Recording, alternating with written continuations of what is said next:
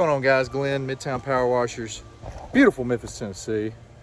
Today, as you can see, we're putting up these lights all the way around the front, and I'll show you a video of it after. I'll get around the corner so it's not as loud and we can talk for a second. So I've had a lot of questions about guys asking, you know, how much to charge if a customer has their own lights, right? And I tell them we don't do it. And we don't do it for this reason right here. I've been here for about an hour today. Now, this is a customer that we started the first year that we started doing Christmas lights.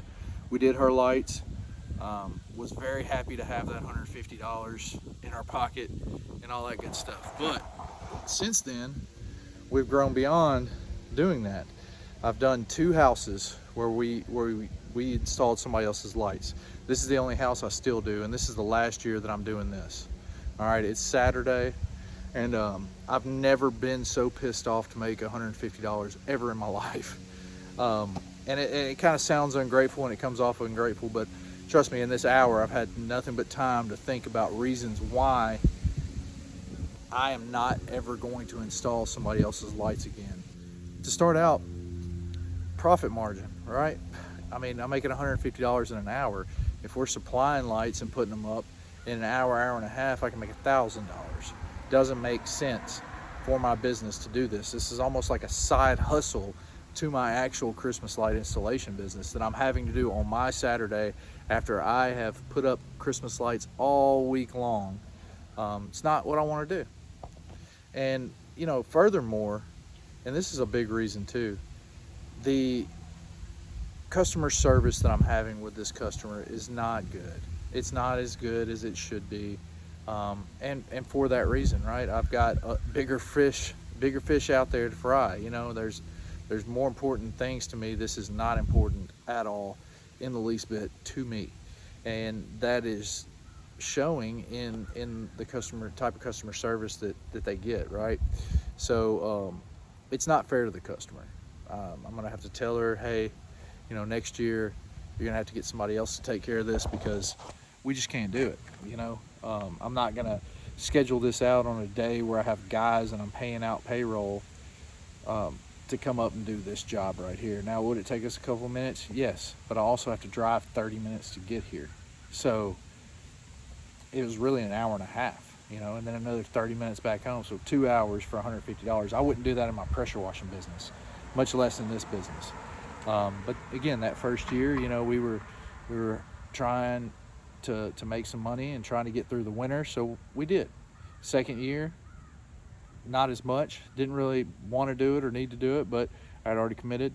Third year, same thing. I didn't have to do this at all. I would have paid her $150 for me to not have to come out here if I could have kept my name good. But I'd committed to do it, so I came out here and did it.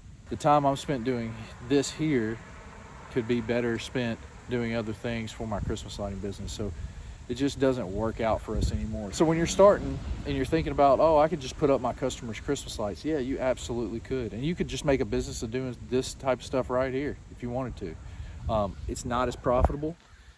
It's more headache because, as you could see at the beginning, we had a jumbled mess of lights that we had to take out because we didn't store them. She stored them here, right? So we don't have replacement bulbs for this stuff. I don't know where these things came from. I don't know anything about them, so I can't have stuff on hand to fix things.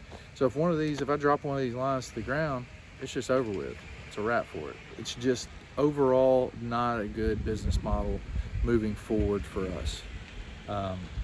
You know, it could work out for you. It could be great for you, but for us, it's not a business model. When we put up our C9s and our mini lights, guess what? We got a ton on the truck.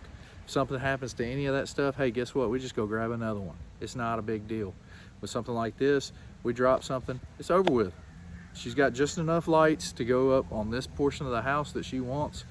And if I bust one or break one, sorry, you know, I can't do anything about it. That whole section's just done. So, yeah, won't be doing it anymore. I tell guys not to do it for this very reason, because, you know, year one, it seems like a good idea because you want to get as much money as possible going.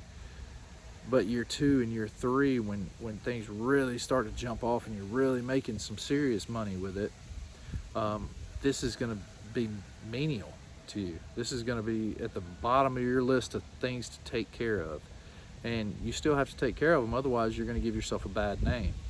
So you know, we took care of it, and you know, I'm just going to have to inform her that we can't do it anymore.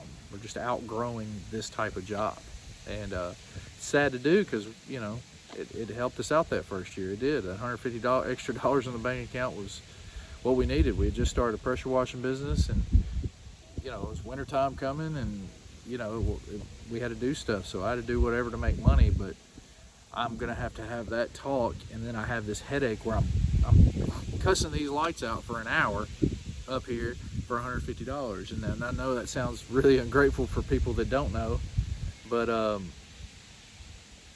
it's not worth my time. I've worked 12-hour days for the past probably 2.5 weeks, okay, and we've made really, really good money every one of those days. So to come out and do this for $150 is just not on my list of things I care about. So you know, I hope that helps somebody, man. If you can learn how to do custom Christmas light installation, or if you want to do a little boot camp, I'll put a link in the description. You can check it out. I'll show you exactly what I do every year, and how I go through my thought process of doing these things. But this isn't the answer, I promise you. Learn how to do custom lighting, learn how to do installation properly, learn how to do all this stuff, and it takes a lot of trial and error, and no lie, it will. But once you get that part down, this stuff, this $150 an hour stuff, it ain't it. You know, to come out to do this on a 2-story, like straight down, you know, I mean, the roof's pretty flat, so I'm not scared or anything. It's not a big deal, but still, I'm up here pretty high. I mean, we're 2 stories, but we also have an embankment on each side of the house, so I could fall down. If I fall down, I'm falling, you know, 25, 30 feet. It's not worth it for $150. Y'all be easy, stay safe, peace.